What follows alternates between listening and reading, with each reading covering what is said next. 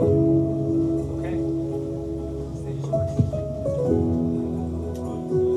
guys, nice to meeting you. How is the first day of consensus going?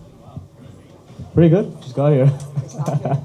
So today we have myself. This is Michelle. I'm the CMO at Pharos Network, working on the rear FI, we call it. So rear yield, rear world asset, rear users, rear benefits, layer one, called Pharos Network. So I'm here to moderate the panel of risk underwriting across tokenized products. Why don't you guys introduce yourself? Sure. I'm Himanshu Sahay. I'm the co-founder of Arch Lending. We're primarily a Bitcoin-backed lender in the US, fully custodial, over-collateralized. But recently we've expanded into other assets and offering structured products as well. And then on the tokenization side, we've raised the first tokenized CLO in the space with Galaxy and Anchorage. Hi, I'm Phil. I'm the co-founder of Cork Protocol. We're building a tokenized risk protocol, which actually allows for a new primitive in DeFi, where you can create a risk trade and actually have tokens representing both sides of that risk trade that become integratable into DeFi as a primitive. Hey, I'm Conor. I'm the co-founder of USD.AI. We take GPU-backed loans, originate them, roll them up, and resell them as a yield instrument on-chain. Hello, Rajeez Bamra from Moody's Ratings. We evaluate credit risk for a living, and now we are increasingly looking how to evaluate digital finance infrastructure and understand the underlying risks, which will play a role in the overall credit profile of the digital assets that are being issued. So I'm the global head for strategy and operations for digital economy. Sounds good. Thanks, guys. So we're here to talk about risk underwriting across the tokenized assets. So when it comes to risk management, in general, it could be a lot from governance risk to protocol risk to DPEG for the stables and etc. too. So what does it means to you? Like how the institutional risk officer is looking at it? Like how do you think that today do we have muscles and where they're uncomfortable with in terms of risk? I think right now, if you look at DeFi, the state of the art in risk management is how fast can you exit when something goes wrong. And so most of risk management in DeFi today is on or off. And there's obviously more nuance to that, and there's ways that risk has been managed and evaluated on chain. But the fundamental thing that I think we've seen in the last few weeks is people are very proud of the fact that they had built into, as asset managers on chain, they had built systems that were able to exit Aave instantaneously upon them discovering that something was amiss. And that's the state of the art in DeFi today. It's not actually the pricing of risk, it's not actually the hedging of risk, it's not actually the rating of risk, but it's really just, am I comfortable with this risk or am I not comfortable with this risk? And that's the sort of state of the art and the sort of uncomfortable truth, I think, of where DeFi is today. And if you compare that to traditional markets where there are lots and lots of tools that are available to help you manage risk and hedge different kinds of risk so that when something goes wrong, your first instinct is, I have to exit this as fast as possible. Your first instinct is, oh, I've already actually hedged that risk. I've already priced out that risk and sold it. That's actually a very interesting point. So do you think, like, compared to the traditional market, there is like less gateway or barrier to protect your own funds on chain, do you think, for now? I don't think there's less a desire to protect your chains on fund. I think the way that it's been done to date is largely about, when something goes wrong, can I get out of it, right? As opposed to in traditional markets where that's true also, right? And you can see flights to safety happening all the time. There's also times where it's like, I don't need to sell that instrument, right? I have, for example, bought a credit default swap on that bond, so when that company is going to default, I'm not looking to try and just sell the bond. I've already hedged the risk in it. Yeah, I mean, I have a different viewpoint, right? Because if you're talking about more and more real-world asset tokenization or even digitally native assets and there is underlying collateral that's backing that asset, it's important to understand the credit fundamentals remain unchanged. So risk officers, credit analysts, financial analysts, what they need to price in from a risk perspective is actually the digital wrapper and the risks that a digital wrapper now add to that portfolio of the asset. Because the credit fundamentals are there, risk frameworks exist, there's decades of data available to actually price that risk. It's a friction, but it's a known risk. The problem is the unknown risks, which a lot of people don't understand. And it's very important to identify those risks and inform the investors and also the markets in their disclosures very clearly what those risks are and how those risks may be impacting the legal enforceability, potential legal enforceability of the assets if they are investing it in a tokenized version versus a non-tokenized or a non-digital version.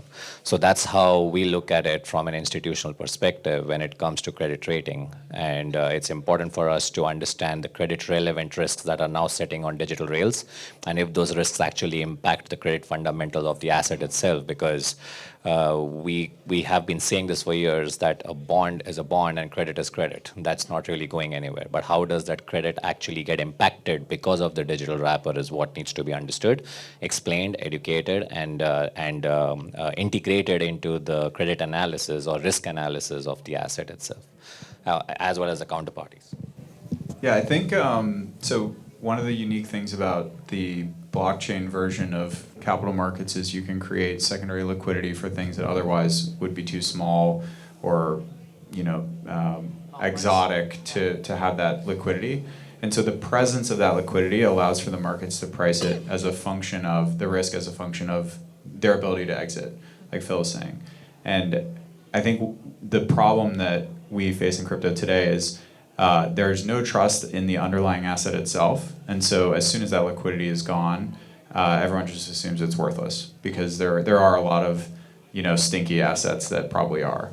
But at the same time, that liquidity should not be viewed negatively, but the kind of corresponding volatility that comes with that presence of liquidity on things that may not have super real-time marks in their pricing, then it causes everyone to assume these are like incremental risks that are being added. But in reality, adding liquidity to a credit instrument, if the underlying credit instrument is sound, if you have the Moody's diligence on that underlying credit instrument, that's one thing, and that's needs to be addressed. But then you have the secondary liquidity. That liquidity might actually be a boon to overall reducing cost of capital for that asset.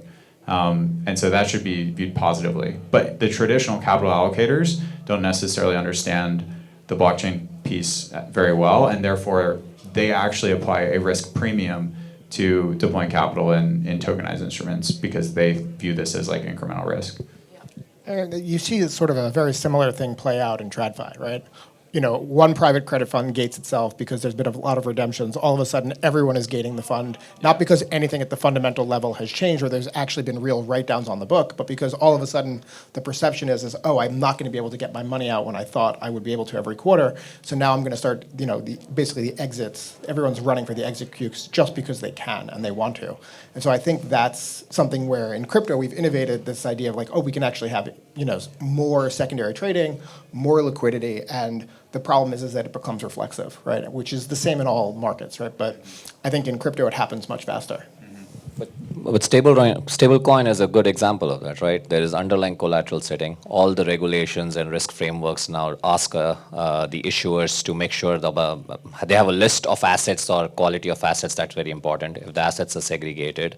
And the important part from an evaluation perspective is the market value of those assets sitting underneath a stablecoin because they are trading in secondary markets.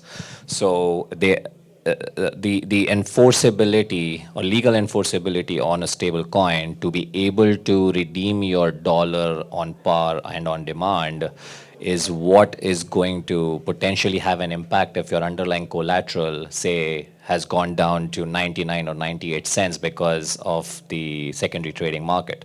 So how do you over collateralize that to make sure that if there is ever a run of 10,000, let's say 10,000 holders now go and say we need to get our stable coins back, 10,000 stable coins, do you have enough liquid portfolio sitting in the back end that you're able to quickly liquidify and pay off? Also, these are treasury bonds. Treasury bonds can't be liquidified on par, right, or on demand. They have their own settlement time that they take in order for them to liquidify and then pay off the stablecoin issuers. So that's what the point I was making earlier, and about the linkage between understanding what sits on DeFi or digital finance protocols versus the collateral and the secondary markets. Yes, there can be secondary markets on DeFi protocols, but now that's a different story, and I'm sure we'll get a chance to touch upon that as well. I think it's important to understand the tranche structure of a lot of these instruments as well. Many have different tranches of seniority, and I think those are legally enforced in a traditional way, like not just in DeFi. So understanding where you stand in that waterfall is very important as well as you look at redemptions. So we talk about like a risk for the normal users wise, but when you're actually talking to institutions or bank or asset issuers, what kind of risk factor that they care the most? I mean, I think liquidity risk is probably one of the biggest ones that they care about. I think credit risk and understanding the underlying, and then also understanding the digital asset specific risk is really important, right? Yeah. Is there smart contract risk? Is there composability risk where you can have contagion in the system because, you know, something was listed on Aave, right? And all of a sudden you can't get the money out. But I think the liquidity is the biggest one. And understanding that liquidity profile is really an essential thing that all investors, I think, do, right? Which is, you know, this is a liquid instrument until it's not, right? It actually, even in a stable coin, right? How much if you know, if $50 billion of USDC decided to leave this ecosystem tomorrow and redeem, they would not be able to process that instantly, right? Like, it would take them T+3 probably to actually manage that full redemption, but the full redemption would be there, right? And it's just going to take a little bit of time, right? If you think about how that differs from any other traditional financial instrument, it's not that dissimilar, right? Where if you have a mutual fund and you have to sell out of, you know, a bunch of illiquid bonds because someone wants to redeem the entire fund, it's going to take some time to actually do that in a way that's not detrimental to the ecosystem. Same thing in crypto, right? And so we have products that have liquidity profiles, right, where there's, you know, a buffer of 10% or there's a buffer of this amount, and beyond that, it's going to be harder to get out and get liquid. And I think understanding how that profile plays out in different assets is something that is really important to investors. Are you referring to unbacked cryptocurrencies, Bitcoin, Ether, and so on, or you're actually talking about crypto-backed products or assets? Crypto-backed products, right? I mean, Bitcoin's liquidity profile is like pretty well known. I mean, it like all assets could dry up, right? I mean, in 2008, repo market froze, right? There wasn't, the most liquid asset in the world became illiquid, right, in a matter of minutes. Bitcoin is an incredibly liquid asset until it's not. And I think as a result, there should be some gating, at least I believe so, of like which assets are available to regular users versus institutional users. I don't think every retail user should have access to tokenized hedge funds or like tokenized private credit or such as well, because there are different risks associated with it, and there's often less liquidity compared to a more liquid stablecoin asset. But isn't democratization what everybody is aiming for? Well, I think there's different reasons for it, right? Like that's one use case. I think like with the rails that we provide, there's a lot of benefits in settlement, et cetera, that come with it, and there's a lot of extra liquidity that it brings. But I think there is a use case to continue to make sure that the consumer is protected. I don't believe in like a greenfield world where everything is accessible to everybody. Can I grab this one? Yeah. So like I think what we've seen so far is some of the market is self-regulated. Like today we have curators. We didn't really have those in 2021. And most of the DeFi activities seem to be routing through these curators now. So if we let the market operate freely, then you know, if people lose money investing in something, then that vehicle will, you know, be viewed negatively, and the market can self-correct. And so today I think crypto has done an okay job of starting to introduce some of those self-regulations in without, you know, requiring necessarily someone else to come and say this is okay, this is not okay. Yeah, I think it makes sense, but I think as you combine traditional markets and the traditional investors and issuers who come in, and someone like Moody's comes and rates an instrument, often a lot of those instruments by design are not available to retail, at least in the US. I mean, I definitely come from the background of believing in the democratization of all these products for everybody, and the cypherpunk values that say everyone should have access to all of these different instruments. And part of the beauty of crypto is that you deliver that. It doesn't mean that you should, right? The fact that you can and that this is an open financial system doesn't mean that you should make every single derivative product available to every single investor. And that's up to the people who are creating these products to decide where they want to draw the line on who should access their products and what sort of capabilities, or I don't want to go into KYC and investor credentials, but like, do you know what you're getting yourself into, right? And there was an interesting thing when Flying Tulip launched, right? They basically said you can participate in the ICO provided you pass a quiz to explain that you understand the protocol. Right? And it's sort of like a really interesting idea. It's like, before you do this, I want to know that you know what you're getting yourself into, not because I have to and a regulator is telling me to, but because it's beneficial for the ecosystem. And I think that that's also, in the same way, understanding how things are interconnected and how we've created, to some extent, things that are too big to fail. And what does that do to the ecosystem? What responsibilities does that create as an industry for us to actually educate people about that? On that, actually, I want to ask a question because a lot of users tend to ignore the risk, actually, because there is greater benefits or yield or financial gains through this vault or RWA asset in general too. But do you think, in general, do you think we have the infrastructure level of protecting these people for now, or there should be more development in terms of regulations or products should be there to protect these people, or let it be as like everyone can mint assets or have freely access to this market? I believe regulations actually exist because you are required to disclose every risk, every aspect of the asset that you're issuing. That's exactly what the disclosures are for. If you don't do it and something were to happen, and then because you didn't mention a risk in the disclosure due to which this happened, that actually comes back to bite the institution, right? So it's very so the regulations exist that everything should be disclosed. Your disclosures need to be top notch. That's why it's very important for us as well when we are evaluating anything that a press releases talk about the methodology used, the scenarios used, and the stress tests run, and how a certain credit judgment was come about, or we came about a credit judgment for the asset that is being issued. And I agree with the earlier point, right? We rate or assess assets that are more institutional focused, but now the institutions are trying to use those assets for retail purposes or retail investors because they want to reach a larger base. And you're right, as a user, if I were to go use an ATM, I don't care if the ATM is using a blockchain in the backend.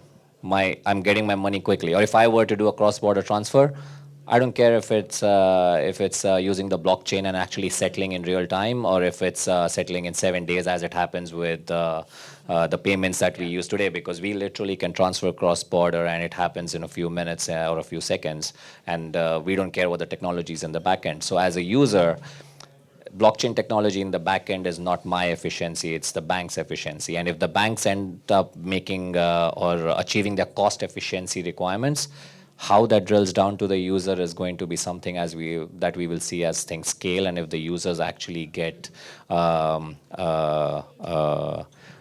percentage of that savings added to their transfer, because we do end up paying, let's say, for example, $5, that may come down to $3 or something. So that's very important to understand as well. So how would you think about, and we can keep this incredibly theoretical, right, and hypothetical, how would you think about rating a vault curator, where there aren't necessarily forced disclosures, right? And there isn't that information that's actually put out there by a regulatory mandate? We should turn off the camera first. Yeah, but at the end of, I'll answer that question again theoretically, but if more details are needed, we can catch up offline. The way, or the important part for us to evaluate is where the credit risk sits, because at the end of the day, all we do is we make sure that the credit portfolio of an asset issuer or an issuance is completely evaluated, and the disclosures and the press releases inform that. So when it comes to DeFi protocols or vault structures, we need to understand the operating model, and if that operating model fits in the existing methodologies, frameworks, or models, how the risk can be priced into that model, and if we can have enough data available for us to evaluate whatever risks are needed. So the credit fundamentals requirement needs to be met first. first. With that, we now have a layer of platform risk, smart contracts. We talked about oracles earlier. The representation of assets is very important. We talked about legal enforceability. But if I hold a token, and if something were to happen with the blockchain platform tomorrow, say it goes down or goes bust, or a decentralized custody provider goes bust where the asset was sitting in a tokenized form, who is going to be liable for that asset, for that investment or that money that I paid to the borrower? So that's very important to understand as well. That's why the connection between the traditional and digital is what I was referring to. And then, of course, regulatory jurisdiction is where everything starts. Is the vault or a decentralized finance protocol actually regulated in the jurisdiction from where it's performing the transactions, and has a legal wrapper that is well defined and has a legal structure in place? So there are a list of questions and risk indicators and criterias that we can talk about, and then a decision is made how to move forward from there. Great answer, guys. So last question here. So if we really have to pick one category of tokenized product that is underpricing the risk right now, what could that be? Or if you like to share any other opinions of risk underlining across the tokenized assets in general, I'd love to hear from you guys. Probably Himanshu, because you haven't spoke much. Again, I think I'm going to go back to some of the more exotic tokenized issuances today around different kinds of funds that are inherently illiquid, have maybe more illiquid assets, can't process redemptions that quickly. I think the risk there from a tokenized perspective may be underpriced if the tokenized representation is providing an extra benefit on top, but that benefit requires the traditional rails to still be accessed to get that benefit. That's an abstract answer, but I think that's how I would think about that. I would say liquidities for RWAs is a pretty big underpriced risk factor, mostly, especially in lending protocols themselves. Yep. A lot of the times that you're actually lending against an RWA as collateral, there is no secondary market on chain to sell into the way there is when you're lending against ETH or Bitcoin or other assets that live on chain and have secondary liquidity on chain. And so what ends up happening is a lot of these lending setups are done against these agreements with market makers where they will step in as a liquidator if there's a default, essentially, or some bad debt gets, or hopefully before bad debt gets created. The problem is oftentimes those are done with like best efforts agreements, and in a stress test scenario, that's actually the moment in time when you're going to, where those capital providers are going to want to do something else with their capital, and this may not be the opportunity that they want, and so you can end up in a very bad debt situation in some of these markets if that doesn't get priced better. I think Stretch is probably mispriced risk, the MicroStrategy instrument, which actually is not necessarily a crypto product. But yeah, I think you guys hit all the other ones worth talking about.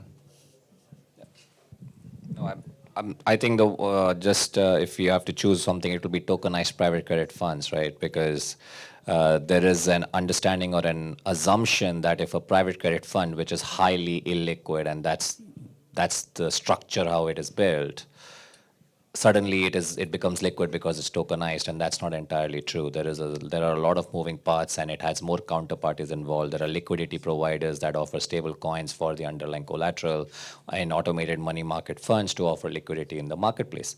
Any of that counterparties disappears tomorrow, you are holding a private credit fund token. That private credit fund token has no liability or no legal structure for you to actually get your money back now, because you just hold the token, which is $0, and it has no standing in a court of law. So that is one example. But yes, whatever funds are out there, they're structured well, and there are risks associated. And going back to the start of our panel, if you identify the risks appropriately, I think you are better off in informing the market, investors, and the regulators what they are investing in or what they are looking at from a monitoring and surveillance perspective as well, not only investing.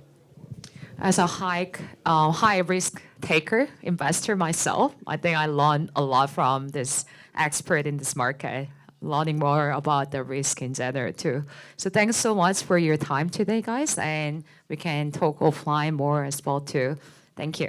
Thank you. Thanks.